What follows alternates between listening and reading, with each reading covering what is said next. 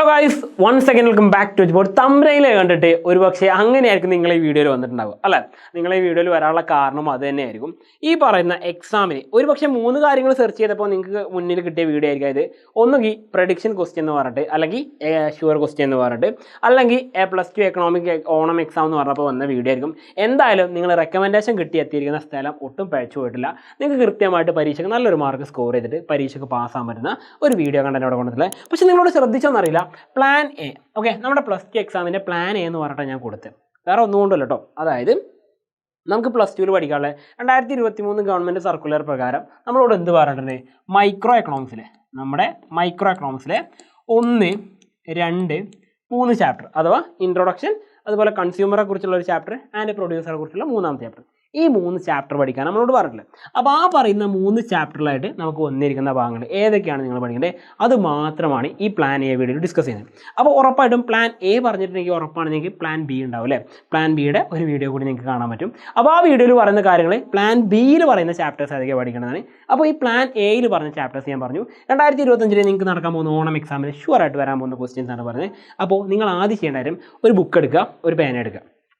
എന്നിട്ട് ഇപ്പോൾ ഇവിടെ പറയാൻ പോകുന്ന ഈ ക്വസ്റ്റ്യൻസ് എന്ത് ചെയ്യുക, നിങ്ങൾ ഈ ചാപ്റ്റർ അടക്കമാണ് പറയുന്നത്. ആ ചാപ്റ്റർ, ആ ഒരു ഏരിയ നിങ്ങൾ പഠിച്ചിട്ടുണ്ടോ ഇല്ല എന്നുള്ള ഒരു ചെക്ക് ലിസ്റ്റ് പോലെ നിങ്ങൾ ചെയ്യുക. ഓക്കെ, ഞാൻ ഇപ്പോഴും പറയുന്നു, ഒരു ചെക്ക് ലിസ്റ്റ് പോലെ ചെയ്യുക. ചെക്ക് ലിസ്റ്റ് എന്ന് പറയാം, നിങ്ങൾ ആ ചാപ്റ്ററിൻ്റെ പേര് എഴുതുന്നു. ആ ചാപ്റ്റർ 1 ആണെങ്കിൽ 1, അല്ലെങ്കിൽ 2 ആണെങ്കിൽ 2, ടോപ്പിക്കിൻ്റെ പേര് എഴുതുന്നു. അത് പഠിച്ചിട്ടുണ്ടോ ഇല്ലെന്ന് എന്ത് ചെയ്യുന്നു, പഠിച്ചിട്ടുണ്ടെങ്കിൽ ടിക്ക് ഇട്ട് വെക്കുന്നു, ഇല്ലെങ്കിൽ ഒന്നും ഇട്ട് വെക്കുന്നില്ല, പഠിച്ചതിന് ശേഷം അവിടെ ടിക്ക് ഇട്ട് വെക്കുന്നു.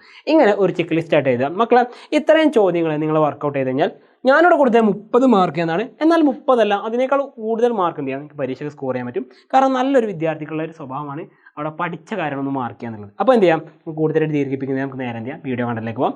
ഫസ്റ്റ് ക്വസ്റ്റ്യൻ നിങ്ങൾക്ക് വരാൻ ചാൻസ് ഉള്ള ഒരു ക്വസ്റ്റ്യൻ ആണ്. Prepare A budget line and budget line problem. Okay, നിങ്ങൾക്ക് ഈ പറഞ്ഞ ബജറ്റ് ലൈനായിട്ട് ബന്ധപ്പെട്ടതും, അഥവാ ബജറ്റ് വേഗം എന്താ നിങ്ങൾക്ക് അറിയാം, അതുമായിട്ട് ബന്ധപ്പെട്ട budget line problems. Budget line problems പറയുമ്പോൾ എന്തൊക്കെ വരും, ഈ പറഞ്ഞ ബജറ്റ് ലൈൻ വരക്കാൻ പറയും, അതേപോലെ തന്നെ ഹൊറിസോണ്ടൽ ഇൻ്റർസെപ്റ്റ് കണ്ടുപിടിക്കാൻ പറയും, വെർട്ടിക്കൽ ഇൻ്റർസെപ്റ്റ് കാണാൻ പറയും, അതേപോലെ തന്നെ സ്ലോപ്പ് കണ്ടുപിടിക്കാൻ പറയും. അതിൻ്റെ കൂടെ തന്നെ എന്ത് ചെയ്യും, ഈ പറഞ്ഞതിലൊക്കെ ഒന്നുകിൽ നിങ്ങളുടെ എന്ത് ചെയ്യാം, ഇൻകം, നമ്മൾ പറയാറുണ്ട് ഇൻകത്തിന് എം എന്ന് സൂചിപ്പിക്കുക, ഇൻകം കൂടുകയോ കുറയുകയോ ചെയ്യുന്ന കാര്യം പറയാം. അല്ലെങ്കിൽ എന്ത് ചെയ്യാം, പ്രൈസ് P1 കൂടുകയോ കുറയുകയോ ചെയ്യുന്ന കാര്യം പറയാം. അല്ലെങ്കിൽ P2 എന്ത് ചെയ്യാം, കൂടുകയോ കുറയുന്ന കാര്യമോ ചെയ്യാം. അപ്പോൾ ഇത്രയും പ്രോബ്ലംസ് എന്തുണ്ട്, അതുമായിട്ട് ബന്ധപ്പെട്ടത്. അപ്പോൾ ഈ ഒരു കാര്യം നിങ്ങൾ വൃത്തിയായിട്ട് പഠിച്ചുക. ഇതുമായിട്ട് ബന്ധപ്പെട്ട ഒരു ചോദ്യം നമ്മൾ എന്ത് ചെയ്തിട്ടുണ്ട്, നമ്മുടെ വീഡിയോയിൽ ഷുവർ ക്വസ്റ്റ്യൻ ചേർത്തിട്ടുണ്ട്. നിങ്ങൾക്ക് ആ വീഡിയോ കണ്ടുപോകാം. രണ്ടാമതായിട്ട് നിങ്ങൾക്ക് വരാൻ ചാൻസ് ഉള്ള മറ്റൊരു ക്വസ്റ്റ്യൻ ആണ്. ഈ ഒരു ക്വസ്റ്റ്യൻ നേരത്തെ നമ്മൾ കണ്ട ക്വസ്റ്റ്യൻ വരാണെങ്കിൽ മിനിമം നിങ്ങൾക്കൊരു 2 മാർക്കിൻ്റെ സ്റ്റേറ്റ്മെൻറ്റ് മുതൽ എന്ത് ചെയ്യാം, നിങ്ങൾക്കൊരു 8 മാർക്കിൻ്റെ എസ്സേ ക്വസ്റ്റ്യൻ വരെയായിട്ട് നിങ്ങൾക്ക് ഇത് എക്സ്പെക്ട് ചെയ്യാൻ പറ്റുന്ന ഒരു ക്വസ്റ്റ്യൻ കേട്ടോ.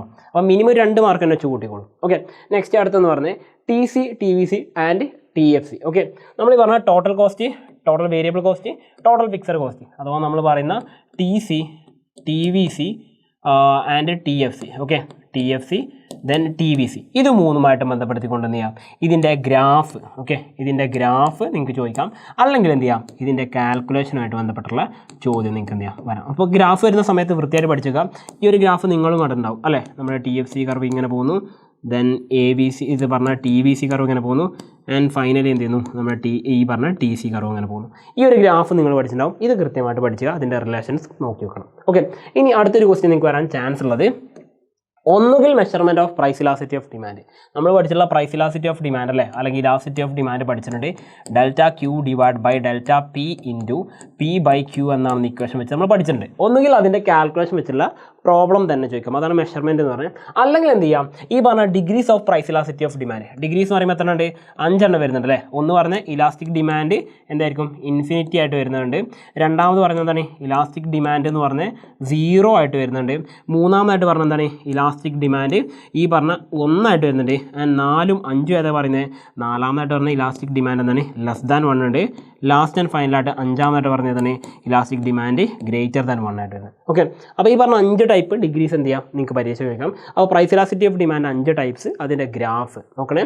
ഇതിൻ്റെ കാൽക്കുലേഷൻ പ്ലസ് എന്ത് ചെയ്യണം, അതിൻ്റെ കൂടെ നിങ്ങളൊരു അതിൻ്റെ ഗ്രാഫ് കൂടി എന്ത് ചെയ്യുക, വൃത്തിയായിട്ട് പഠിച്ചു നോക്കണം. ഓക്കെ, നെക്സ്റ്റ് നമുക്ക് നോക്കാനുള്ള അടുത്ത ഷുവറായിട്ട് വരാൻ ചാൻസ് ഉള്ള ക്വസ്റ്റ്യൻ ആണ് ലോ ഓഫ് വേരിയബിൾ പ്രൊപ്പോർഷൻ, അഥവാ ലോ ഓഫ് വേരിയബിൾ പ്രൊപ്പോർഷൻ. അധികം പേർക്ക് ഈ പേര് അറിയണമെന്നില്ല, അല്ലെങ്കിൽ മറ്റൊരു പേരൊക്കെ നിങ്ങൾ പഠിച്ചിട്ടുണ്ടാവുക ഷോർട്ട് റൺ പ്രൊഡക്ഷൻ ഫംഗ്ഷൻ. അപ്പം നിങ്ങൾ മനസ്സിലാക്കുന്ന കാര്യം, ഉൽപാദന സാധ്യത വക്രമല്ല ഇവിടെ ചോദിച്ചത്. ഈ പറഞ്ഞ ഹ്രസ്വകാല അഥവാ ചെറിയ കാലയളവിലേക്കുള്ള പ്രൊഡക്ഷൻ ഫംഗ്ഷൻ എന്ന പേരിൽ നമ്മൾ പഠിച്ചാണ് ലോ ഓഫ് വേരിയബിൾ പ്രൊപ്പോർഷൻ എന്ന് പറഞ്ഞത്. അല്ലെങ്കിൽ മറ്റൊരു പേരുണ്ട് law of diminishing marginal product. ഈ 3 പേരിൽ ഏതെങ്കിലും ഒരു പേരിട്ടായിരിക്കും പരീക്ഷ ചോദിക്കുക. മിനിമം ഏറ്റവും കുറഞ്ഞ 5 മാർക്ക്, അല്ലെങ്കിൽ ഒരു എസ്സേ ക്വസ്റ്റ്യൻ. ഒന്നുകിൽ 5 മാർക്ക് അല്ലെങ്കിൽ ഒരു എസ്സേ ക്വസ്റ്റ്യൻ നിങ്ങൾക്ക് എന്ത് ചെയ്യാം ഇവിടുന്ന് പ്രതീക്ഷിക്കാം. അപ്പോൾ എസ്സേ ക്വസ്റ്റ്യൻ മറക്കണ്ട, നിർബന്ധമായിട്ട് ഈ ഒരു കാര്യം പഠിച്ചോളൂ. ഇതെങ്ങനെ പഠിക്കാം നമുക്ക് കൃത്യമായിട്ട് എന്ത് ചെയ്യാം നമുക്ക് വീഡിയോയിൽ ചെയ്യാം കേട്ടോ. ഓക്കെ, നെക്സ്റ്റ് അടുത്തത് നിങ്ങൾ നോക്കേണ്ട ക്വസ്റ്റ്യൻ എന്ന് പറഞ്ഞാൽ സെക്കൻഡ് ചാപ്റ്ററിലുള്ള ക്വസ്റ്റ്യൻ ആണ് കൺസ്യൂമർ എക്വിലിബ്രിയം. ഉപഭോക്താവിൻ്റെ സന്തുലിതാവസ്ഥ എന്ന് പറയും. അല്ലെങ്കിൽ മറ്റൊരു പേരുണ്ട് കൺസ്യൂമർ ഒപ്റ്റിമ. ഇപ്പോൾ അധികം ക്വസ്റ്റ്യൻ പേപ്പറിൽ എന്ത് ചെയ്യാം നിങ്ങൾക്ക് ഈ ക്വസ്റ്റ്യൻ എക്സ്പെക്ട് ചെയ്യാം. കാരണം എന്ന് പറഞ്ഞാൽ ഒപ്റ്റിമ എന്ന് ചേർത്തിട്ട് കൊടുക്കാം. ഈ കൺസ്യൂമർ ഒപ്റ്റിമ എന്ന് പറയുമ്പോൾ പലർക്കും ഈ പേരല്ല, എല്ലാവരും പഠിച്ചിട്ടുണ്ടാവും കൺസ്യൂമർ എക്വിലിബ്രിയം ആയിരിക്കും. അപ്പോൾ അയാളുടെ മറ്റൊരു പേര് തന്നെ ഇപ്പം നമ്മുടെ സ്കൂളിൽ വിളിക്കുന്ന പേരും വീട്ടിൽ വിളിക്കുന്ന ഒരു പേരുണ്ടാവില്ലേ, അതേപോലെ തന്നെ ഈ പറഞ്ഞ ആളുടെ സ്കൂളിൽ വിളിക്കുന്ന പേരാണ് കൺസ്യൂമർ എക്വിലിബ്രിയം, വീട്ടിൽ വിളിക്കുന്ന പേരാണ് കൺസ്യൂമർ ഒപ്റ്റിമ എന്ന് പഠിച്ചത്. അതെന്ത് ചെയ്യാം 8 മാർക്കിൻ്റെ എസ്സേയായിട്ട് നിങ്ങൾക്ക് ചോദ്യം വരാൻ ചാൻസ് കൂടുതലാണ് കേട്ടോ. Next production possibility curve. നമ്മുടെ ഫസ്റ്റ് ചാപ്റ്ററിലെ PPC നമ്മൾ ആദ്യം പഠിച്ച +2 ആദ്യം പഠിച്ച കർവ് ഇതായിരിക്കും അല്ലേ. ഇതുമായിട്ട് ബന്ധപ്പെട്ട് എന്ത് ചെയ്യാം ഗ്രാഫ് വരക്കാനുള്ള ചോദ്യം വരാം, അല്ലെങ്കിൽ ഈ പറഞ്ഞ ഗ്രാഫുമായിട്ട് ബന്ധപ്പെട്ട ചോദ്യം വരാം, അല്ലെങ്കിൽ അതിലെ 3 പോയിന്റ്സ് നിങ്ങൾക്ക് തരും. എന്നിട്ട് ഈ പോയിന്റ്സ് ഏതൊക്കെയാണെന്ന് ഐഡൻറ്റിഫൈ ചെയ്യാൻ പറയും. ഓക്കെ, അങ്ങനെയുള്ള ക്വസ്റ്റ്യൻസ് എന്ത് ചെയ്യാം നിങ്ങൾക്ക് ക്വസ്റ്റ്യൻ വരാം. ഓക്കെ, അപ്പോൾ ഇനി അടുത്ത ക്വസ്റ്റ്യൻ എന്ന് പറഞ്ഞാൽ properties of indifference curve. Okay, നമ്മൾ പറഞ്ഞ ഇൻഡിഫറൻസ് കർവ് നമ്മുടെ സെക്കൻഡ് ചാപ്റ്ററിൽ പഠിച്ചുള്ള ICയിലെ ഇൻഡിഫറൻസ് കർവ് ഉണ്ടല്ലോ, അതിൻ്റെ പ്രോപ്പർട്ടീസ് നമ്മൾ പഠിച്ചിട്ടുണ്ട്. എത്ര പഠിച്ചിട്ടുള്ളത് 5 പ്രോപ്പർട്ടീസ് പഠിച്ചിട്ടുണ്ട്. അതുമായിട്ട് ബന്ധപ്പെട്ട ചോദ്യം വരാം. അല്ലെങ്കിൽ construction of an indifference curve, ഒരു ഇൻഡിഫറൻസ് കർവ് നിർമ്മിക്കാൻ പറഞ്ഞിട്ട് നിങ്ങൾക്ക് ചോദ്യം വരാം. ഇൻഡിഫറൻസ് കർവ് നിർമ്മിക്കാൻ വേണ്ടി വേറെ ഒന്നുമല്ല, നിങ്ങൾക്ക് 2 സാധനങ്ങൾ രണ്ട് സാധനങ്ങളുടെ ലിസ്റ്റ് തരും. അങ്ങനെ ലിസ്റ്റ് തരുന്നത് നിങ്ങൾ ചെയ്യേണ്ട കാര്യം ഇവിടെ ഗുഡ് 1 ആയിരിക്കും ഉണ്ടാവുക, അതേപോലെ ഇവിടെ എന്ത് ചെയ്യും ഗുഡ് 2 ഉണ്ടാവും. അത് വെച്ച് നിങ്ങളോട് എന്താ പറയും ഇൻഡിഫറൻസ് കർവ് തയ്യാറാക്കാൻ പറയും. വൃത്തിയായിട്ട് ചെയ്ത് പഠിച്ചിരിക്കണം. നെക്സ്റ്റ് അടുത്ത ക്വസ്റ്റ്യൻ എന്ന് പറയുന്നത് ബേസിക് എക്കണോമിക് പ്രോബ്ലം അല്ലെങ്കിൽ central problems of an economy. ഒരു കേന്ദ്ര സമ്പദ് വ്യവസ്ഥയുടെ പ്രശ്നങ്ങൾ അല്ലെങ്കിൽ ഒരു സമ്പദ് വ്യവസ്ഥയുടെ കേന്ദ്ര പ്രശ്നങ്ങൾ അല്ലെങ്കിൽ അടിസ്ഥാന പ്രശ്നങ്ങൾ എന്ന രീതിയിൽ ഏതെങ്കിലും തരത്തിൽ ഈ ഒരു ക്വസ്റ്റ്യൻ ഇവിടെ തന്നെ വരുന്നത് നമ്മുടെ ഫസ്റ്റ് ചാപ്റ്റർ എന്നുള്ള ക്വസ്റ്റ്യനാണ്. നിങ്ങൾ പഠിച്ചിട്ടുണ്ടാവും അല്ലേ, വാട്ട് ടു പ്രൊഡ്യൂസ് പഠിച്ചിട്ടുണ്ടാവും, ഹൗ ടു പ്രൊഡ്യൂസ് പഠിച്ചിട്ടുണ്ടാവും, and for whom to produce പഠിച്ചിട്ടുണ്ടാവും അല്ല. ഇതൊക്കെ പഠിച്ചിട്ട് കാര്യമില്ല.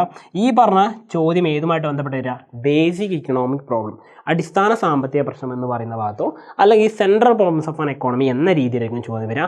ഇത് നിർബന്ധമായിട്ടും പഠിച്ചു വെക്കുക. നെക്സ്റ്റ് അടുത്ത ക്വസ്റ്റ്യൻ എന്ന് പറയുന്നത് നമ്മുടെ 2 അല്ലെങ്കിൽ 3 മാർക്ക് 2/3 എന്നല്ല 2 അല്ലെങ്കിൽ 3 മാർക്ക് ചോദിക്കുന്ന ചോദ്യം ടൈപ്സ് ഓഫ് എക്കോണമീസ്. നമ്മൾ പഠിച്ചിട്ടുണ്ട് capitalism, socialism and mixed economy. ഈ 3 പേരിൽ പഠിച്ച സാധനം മറ്റ് പല പേരിൽ ചോദിക്കാം. ഒന്ന് price mechanism. Okay, price mechanism എവിടെയെന്ന് ചോദിക്കും. അതേപോലെ സെൻട്രലൈസ്ഡ് പ്ലാനിങ് എവിടെയാണെന്ന് ചോദിക്കാം.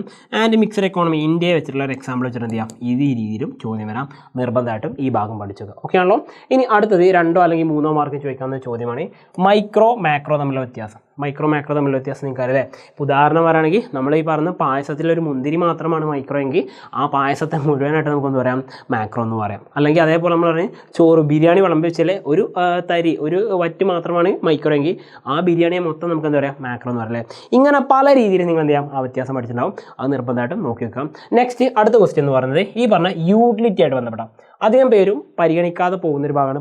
ചാപ്റ്ററിൻ്റെ ചെറിയൊരു ഭാഗമാണെങ്കിലും എപ്പോഴും ക്വസ്റ്റ്യൻ വരുന്ന ഭാഗമാണ് ഈ പറഞ്ഞ യൂട്ടിലിറ്റി വെച്ചുള്ള ക്വസ്റ്റ്യൻ. അഥവാ യൂട്ടിലിറ്റി എന്ന് പറയുമ്പോൾ 2 തരത്തിലുണ്ട്. ടോട്ടൽ യൂട്ടിലിറ്റി ഉണ്ട്, മാർജിനൽ യൂട്ടിലിറ്റി ഉണ്ട്. ഇവിടെ വെച്ച് നമുക്കൊരു നിയമം കൂടി പഠിക്കാനുണ്ട്. Law of diminishing marginal utility.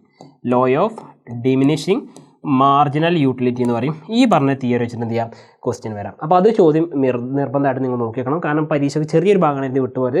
ഇത് ചോദ്യം കൂടുതൽ വരാറുള്ള ഭാഗമാണ്. നെക്സ്റ്റ് 2 3 ക്വസ്റ്റ്യനായിട്ട് നമ്മൾ പറഞ്ഞു മൈക്രോ മാക്രോയുടെ കാര്യം പറഞ്ഞു. പിന്നെ നിങ്ങൾ നോക്കേണ്ടത് ചേഞ്ചസ് ഇൻ ഡിമാൻഡാണ്. ഡിമാൻഡ് കർവിലെ ചോദ്യങ്ങളാണ്. അത് 2 തരത്തിലാണ്.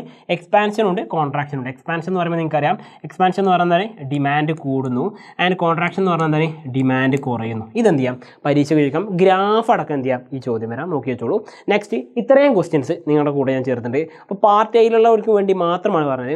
അപ്പോൾ ഒരു കാര്യം മറക്കണ്ട, എന്ത് ചെയ്യുക കൂടുതൽ കാര്യങ്ങളും അപ്ഡേഷൻ കാര്യങ്ങളും എല്ലാ കാര്യങ്ങളും പോരാത്തിന് എക്സാമിന് തലേന്നുണ്ടാകുന്ന കൃത്യമായിട്ടുള്ള ലൈവ് അനാലിസും എല്ലാ കാര്യങ്ങളൊക്കെ ചേർത്തിട്ട് പരീക്ഷയ്ക്ക് വേണ്ടതെല്ലാം എവിടെ കിട്ടും എച്ച് ബോർഡിൽ കിട്ടും. അപ്പോൾ എച്ച് ബോർഡിൻ്റെ +2 കൊമേഴ്സ് ആൻഡ് ഹ്യൂമാനിറ്റീസ് ചാനൽ നിങ്ങൾക്ക് വേണ്ടിയിട്ടുള്ളതാണ്. അപ്പോൾ ഓണം എക്സാമുമായിട്ട് ബന്ധപ്പെട്ട എല്ലാ മെറ്റീരിയലും കാര്യങ്ങളൊക്കെ നിങ്ങൾക്ക് അവൈലബിൾ ആവും. എവിടെ ഈ ഞാൻ പറയുന്ന നമ്മുടെ വാട്സപ്പ് കമ്മ്യൂണിറ്റി വെച്ചിട്ട്. ഓക്കെ. അപ്പോൾ ഈ പറഞ്ഞ സ്പെഷ്യൽ കമ്മ്യൂണിറ്റി ഗ്രൂപ്പിൽ എന്ത് ചെയ്യാം, നിങ്ങൾക്ക് ജോയിൻ ചെയ്യാം. അത് വെച്ച് നിങ്ങൾക്ക് എന്ത് ചെയ്യും, ഈ പറഞ്ഞ കണ്ടൻസ് കംപ്ലീറ്റ് കിട്ടുകയും ചെയ്യും. മക്കൾ നിർബന്ധമായിട്ട് ചെയ്യേണ്ട കാര്യം ഞാൻ പറഞ്ഞത്, വൃത്തിയായിട്ട് പഠിക്കാൻ നിങ്ങൾ തയ്യാറാണെങ്കിൽ പഠിപ്പിക്കാൻ എഡ്യൂബോർഡ് തയ്യാറാണ്. പ്രത്യേകിച്ച് നിങ്ങളുടെ എല്ലാ സബ്ജക്റ്റ് ഫാക്കൽറ്റീസും അതിനൊക്കെ റെഡി ആയിട്ടാണ് നിങ്ങളുടെ മുമ്പിലേക്ക് എത്തുന്നത്.